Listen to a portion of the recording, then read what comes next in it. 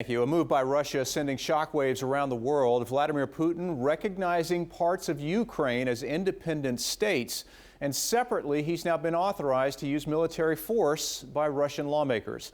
President Biden and other world leaders tonight hitting Russia with a first round of sanctions.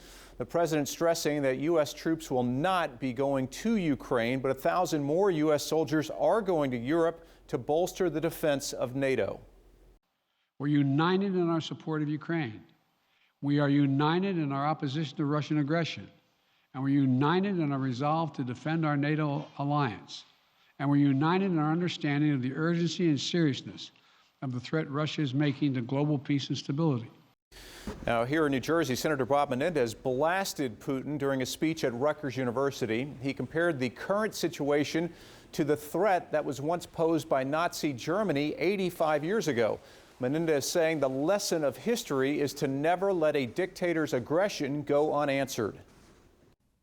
1938, Neville Chamberlain, the Prime Minister of Great Britain, ultimately agreed with Hitler to give him Czechoslovakia in the belief that that was going to be the end of his march for territory. Well, that history proved that that was a huge mistake. The conflict also causing financial problems here in the U.S. The Dow and Nasdaq losing more than 1%. The S&P 500 logging its first correction in 2 years, ending today at a 10% drop from its all-time high set in January. And stocks aren't the only thing we need to keep an eye on right now here in the U.S. and all across New Jersey. News 12 New Jersey's Marcy Rubin joining us now with more on how the situation overseas is impacting us here and could impact us here. If you're wondering what that is, there's a reason that Marcy is at the gas station right now, right?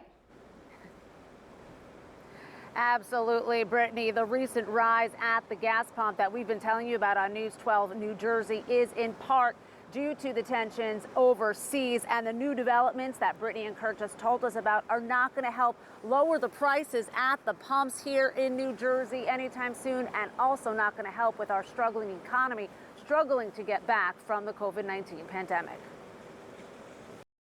As we respond, my administration is using every tool at our disposal to protect American businesses and consumers from rising prices at the pump. Announcing tough new sanctions against Russia Tuesday, President Biden also warning that defending freedom, in his words, will have costs for us here at home. But the president also promising to do what he can to limit the effect on the U.S. economy. There isn't that much to prevent Putin except for reminding him that this is going to tip his country into a recession. Dr. Wojtek Wolf is an international relations professor at Rutgers University in Camden who believes the new financial sanctions against Russia and the continued conflict will affect European countries. Energy and food prices will likely go up significantly there. And he predicts a ripple effect will hit our wallets as well. It's a bad mix, and it's true that we're not importing anything from Russia directly. But because of the globalized nature of the economic system, it's going to be difficult to avoid any kind of external costs. Those higher costs, analysts say, will be most noticeable at the gas pump and on many home heating bills, adding to the already concerning level of inflation in the U.S. Combine that with supply line issues, and then combine that with the fact that oil and natural gas, I mean, the prices are just going to keep going up. So, Marcy, this is what we're all wondering right now and wondering tonight. Can anything be done to combat those rising gas prices?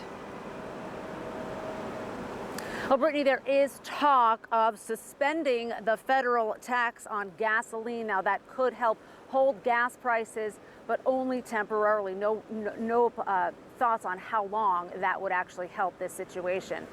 Brittany? All right, Marcy, thank you.